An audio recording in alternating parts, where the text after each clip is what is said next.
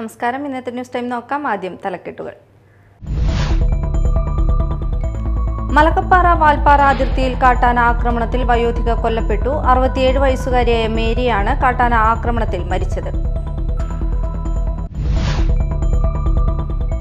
പുത്തഞ്ചിറ പിണ്ടാണിയിലും പാറമേൽ തൃക്കോവിലിലും തെരുനായ് ശല്യം രൂക്ഷമാകുന്നു. ഗ്രാമപഞ്ചായത്ത് ഒരു നടപടിയും സ്വീകരിക്കുന്നില്ല എന്ന് നാട്ടുകാരുടെ പരാതി. നിർമ്മാണത്തിലെ അപാകത മൂലം വെട്ടുകടവ് പാലം അറ്റകുറ്റപ്പണികൾക്കായി ഭാഗികമായി അടച്ചു. ഭാരവാഹനങ്ങൾക്ക് പരിപൂർണ നിയന്ത്രണം ഏർപ്പെടുത്തി.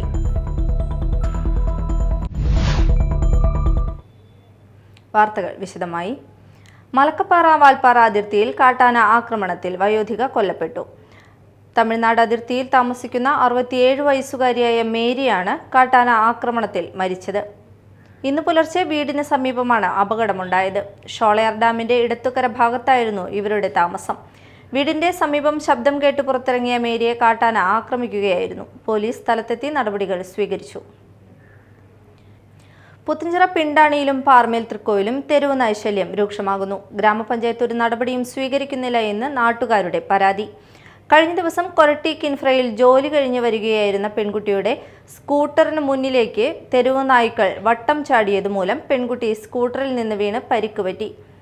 അങ്കമാലി അപ്പോളോ ആശുപത്രിയിൽ പ്രവേശിക്കുകയും താടിയെല്ലിന് പല്ലിനും പരിക്ക് പറ്റുകയും 14 തുന്നലിടുകയും ചെയ്തു. തെരുവ് നായ്ക്കളുടെ ശല്യത്തിന് ഗ്രാമപഞ്ചായത്ത് അടിയന്തര നടപടി സ്വീകരിക്കണമെന്ന് മുൻ ഗ്രാമപഞ്ചായത്ത് മെമ്പർ PC ബാബു ആവശ്യപ്പെട്ടു. നടപടി സ്വീകരിച്ചില്ലെങ്കിൽ നാട്ടുകാരുടെ നേതൃത്വത്തിൽ ഗ്രാമപഞ്ചായത്തിലേക്ക് മാർച്ച് നടത്തുമെന്നും അറിയിച്ചു. നിർമ്മാണത്തിലെ അപാകത മൂലം വെട്ടുകടവ് പാലം അറ്റകുറ്റപ്പണികൾക്കായി ഭാഗികമായി അടച്ചു. ഭാരവാഹനങ്ങൾക്ക് പരിപൂർണ നിയന്ത്രണം ഏർപ്പെടുത്തി. പാലത്തിന്റെ ഒരു വശത്തുകൂടി ചെറുവാഹനങ്ങൾ കടത്തിവിട്ടാണ് അറ്റകുറ്റപ്പണികൾ നടത്തുന്നത്. 2013 നിർമ്മാണം പൂർത്തിയാക്കിയ പാലത്തിന്റെ അപ്രോച്ച് റോഡ് നിർമ്മാണത്തിലാണ് പ്രധാനമായി അപാകത കണ്ടെത്തിയിരിക്കുന്നത്. നിർമ്മാണ സമയത്ത് തന്നെ വലിയ വിവാദമായിരുന്ന അപ്രോച്ച് റോഡ് നിർമ്മാണ രീതിയെ ചൊല്ലിയാണ് തർക്കമുണ്ടായിരുന്നത്. പാലത്തിന്റെ 2 ഭാഗത്തും അപ്രോച്ച് റോഡ് താഴ്ന്ന് വലിയ കുഴിയും പാലത്തിന്റെ സ്പാകൾ അകന്ന് ദിവസം ചെല്ലുന്തോറും വലിയ കുഴിയായും മാറുകയാണ്. പാലവും അപ്രോച്ച് റോഡും തമ്മിൽ മണ്ണിട്ട് പൊക്കി വശങ്ങൾ കെട്ടി സംരക്ഷിച്ചാണ് റോഡ് നിർമ്മിച്ചിരിക്കുന്നത്. എന്നാൽ ഇവിടെ കരിങ്കൽ അടിച്ച് പുഴയിൽ ചെളിമണ്ണും മറ്റുമിട്ടാണ് റോഡ് നിർമ്മിച്ചിരിക്കുന്നത്. പുഴയിലെ മണ്ണ് കോരിയിടുന്നത് അന്ന് വലിയ വിവാദമായിരുന്നു. അതെല്ലാം അവഗണിച്ചായിരുന്നു നിർമ്മാണം. കരിങ്കല്ലിന്റെ കൂടെ ഇട്ടിരിക്കുന്ന മണ്ണുകൾ ഒലിച്ചു പോയതോടെയാണ് റോഡ് താഴുവാനും കുഴി രൂപപ്പെടുവാനും കാരണമെന്ന് പറയപ്പെടുന്നു. പാലത്തിന്റെ കൈവരികൾക്കടുത്തായി ഏകദേശം 8 അടിയോളം കുഴിച്ചു മാറ്റിയാണ് നിർമ്മാണ പ്രവർത്തനത്തിന് തുടക്കമിട്ടിട്ടുള്ളത്. ഇതുപോലെ 2 ഭാഗത്തും നിർമ്മാണം പൂർത്തിയാക്കണം. ഇതിനായി 10 ലക്ഷം രൂപയാണ് അനുവദിച്ചിരിക്കുന്നത്. 2010 നിർമ്മാണം ആരംഭിച്ച് 2013 ഗതാഗതത്തിന് തുറന്നുകൊടുത്ത പാലം ഇതിനോടകം പലവട്ടം അറ്റകുറ്റപ്പണികൾ നടത്തേണ്ടി വന്നത് അശാസ്ത്രീയമായ നിർമ്മാണം മൂലമാണെന്ന് വിദഗ്ധർ പറയുന്നു.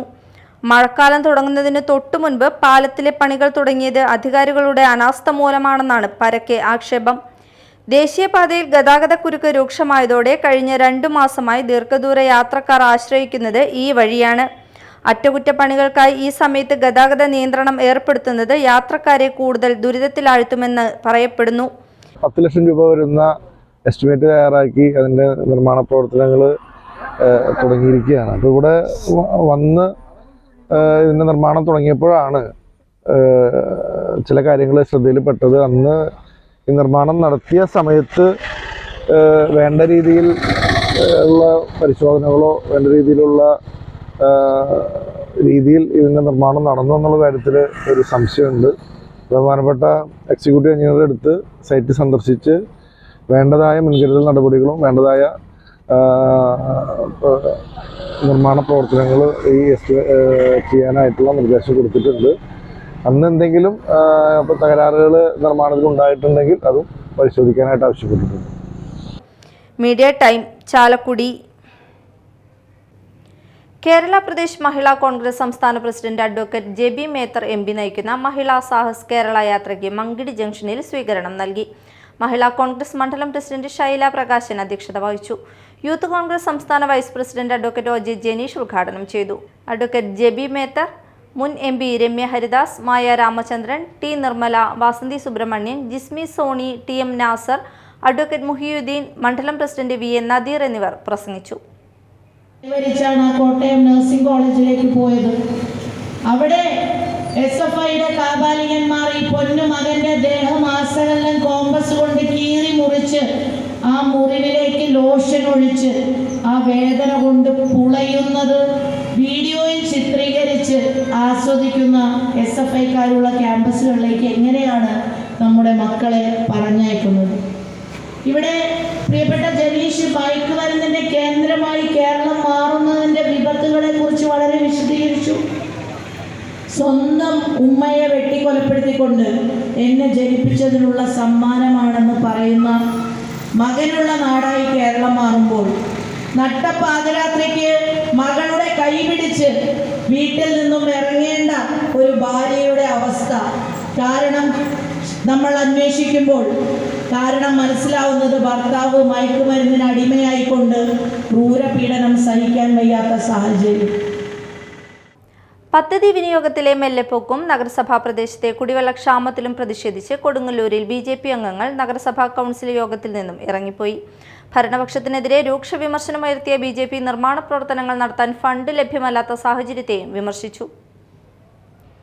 2024-25 സാമ്പത്തിക വർഷത്തിൽ കൊടുങ്ങല്ലൂർ നഗരസഭ പദ്ധതി വിഹിതത്തിന്റെ 77% മാത്രം വിനിയോഗിച്ച് സംസ്ഥാനത്തെ നഗരസഭകളിൽ 77ാം സ്ഥാനത്തേക്ക് പിന്തള്ളപ്പെട്ടതിലും നഗരസഭാ പ്രദേശത്തെ കുടിവെള്ളക്ഷാമത്തിലും പ്രതിഷേധിച്ച് BJP അംഗങ്ങൾ നഗരസഭാ കൗൺസിൽ യോഗത്തിൽ നിന്നും ഇറങ്ങിപ്പോയി.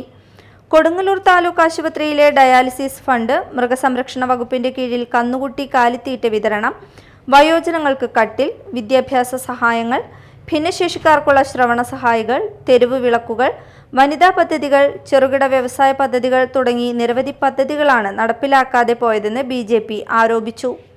മുൻവർഷത്തെ പദ്ധതി നടപ്പാക്കുന്നതിന് വേണ്ടി തൻവർഷത്തെ പദ്ധതികൾ പലതും ഒഴിവാക്കേണ്ട സാഹചര്യം വന്നിരിക്കുകയാണ്. പൂർത്തീകരിച്ച നിർമ്മാണങ്ങൾക്ക് ഫണ്ട് ലഭിക്കാത്ത സാഹചര്യത്തിൽ കരാറുകാർ നടപ്പുവർഷത്തെ കാന നിർമ്മാണം, റോഡ് നിർമ്മാണം തുടങ്ങിയ ജോലികൾ ഏറ്റെടുക്കാൻ വിസമ്മതിക്കുന്നതായും നഗരസഭാ പ്രതിപക്ഷ നേതാവ് TS സജീവൻ ആരോപിച്ചു. കഴിഞ്ഞ 2024-25 വാർഷിക പദ്ധതി 77% കൊടുങ്ങല്ലൂർ നഗരസഭയ്ക്ക് ചെലവഴിക്കാൻ കഴിഞ്ഞത്. ഏകദേശം 23% ഫണ്ടുകൾ വിനിയോഗിക്കാൻ കഴിഞ്ഞില്ല കൊടുങ്ങല്ലൂർ നഗരസഭ ഭരിക്കുന്ന LDF ഭരണസമിതിക്ക്. അതുകൊണ്ട് എന്താണെന്ന് വെച്ചിട്ടുണ്ടെങ്കിൽ 3 ചില്ലാൻ കോടി രൂപ, ഏകദേശം 3,06,00,000 രൂപ ഫണ്ടുകൾ ലാപ്സായി പോകുന്ന ഒരു സ്ഥിതിവിശേഷമാണ് കൊടുങ്ങല്ലൂർ നഗരസഭയിൽ ഉണ്ടായിരിക്കുന്നത്. നമുക്കറിയാം, കൊടുങ്ങല്ലൂർ നഗരസഭാ പ്രദേശങ്ങളിൽ റോഡുകളെ ശോചനീയാവസ്ഥ നമുക്കറിയാം, കാനകളെ ശോചനീയാവസ്ഥ നമുക്കറിയാം, വെള്ളക്കെട്ട് മൂലം ദുരിതം അനുഭവിക്കുന്ന ആളുകളെ അവസ്ഥ നമുക്കറിയാം. അതുപോലെ തന്നെ വേലിയേറ്റം മൂലം ഉപ്പുവെള്ളം കയറിയിട്ട് ജനങ്ങൾ ദുരിതം അനുഭവിക്കുന്ന പ്രദേശങ്ങളെ കുറിച്ചറിയാം. ഇതിനൊക്കെ വേണ്ടി വിനിയോഗിക്കേണ്ട ഫണ്ടുകളാണ് കൃത്യമായിട്ട് ഇടപെടലുകൾ നടത്താൻ LDF ഭരണസമിതി തയ്യാറാവാത്തതിന്റെ പേരിൽ നഷ്ടപ്പെട്ടത്. പൊതുമരാമത്ത് standing committee chairman ON Jayadevan, Vineetha Tinku, Rashmi Babu, KS Sunilkumar, KS Sivaram, Shalini Venkatesh എന്നിവർ നേതൃത്വം നൽകി. Media time, Kodungallur. കൊടുങ്ങല്ലൂർ നഗരസഭയിൽ പ്രതിപക്ഷത്തെ BJP കൗൺസിലർമാർ വികസന പ്രവർത്തനങ്ങളോട് മുഖം തിരിഞ്ഞു നിൽക്കുകയാണെന്ന് നഗരസഭാ chairman TK Geetha, vice chairman advocate BS Deenal എന്നിവർ ആരോപിച്ചു.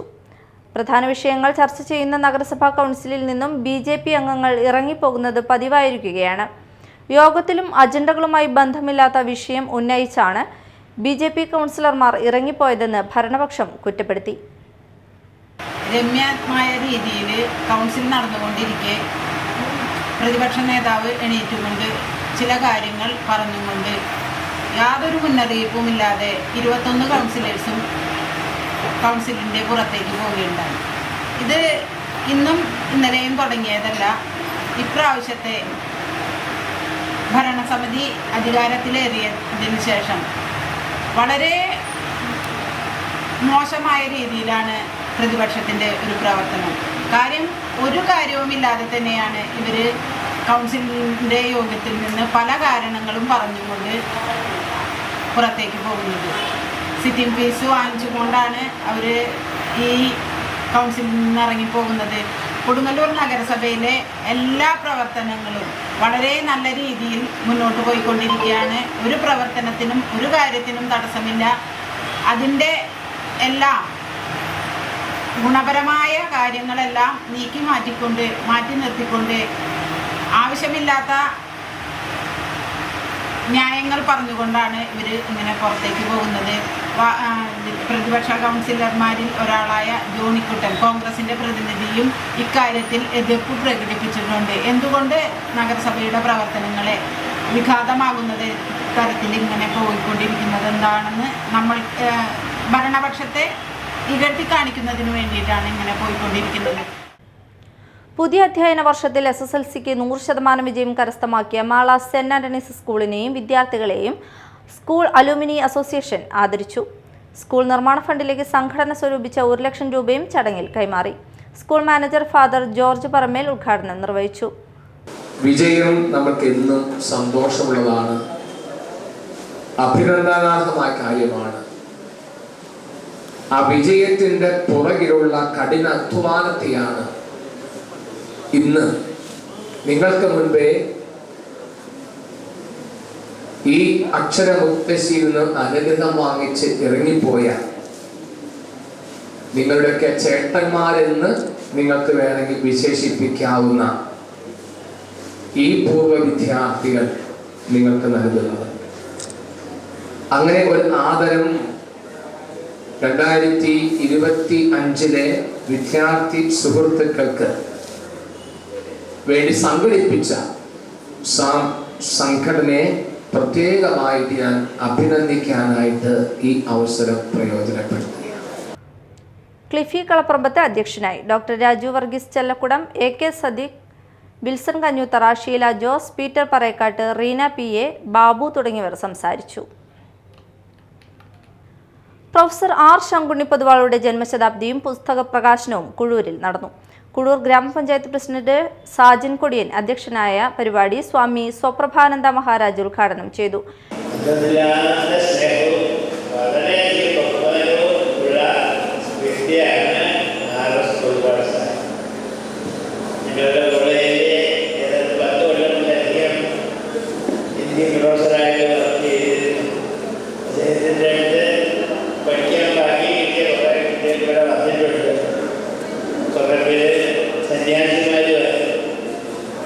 അദ്ദേഹത്തിൻ്റെ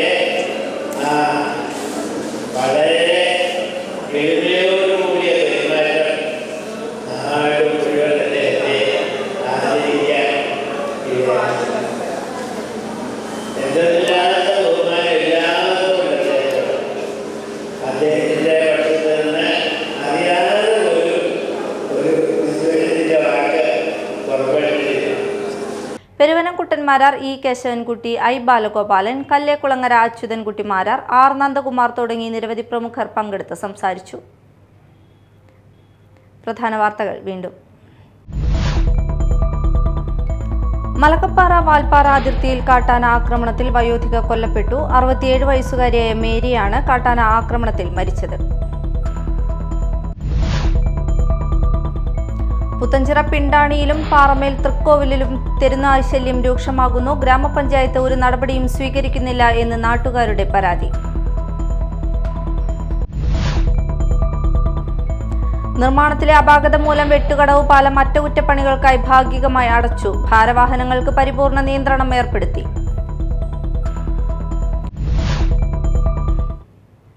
ഇതോടെ ന്യൂസ് ടൈം സമാപിച്ചു. നമസ്കാരം.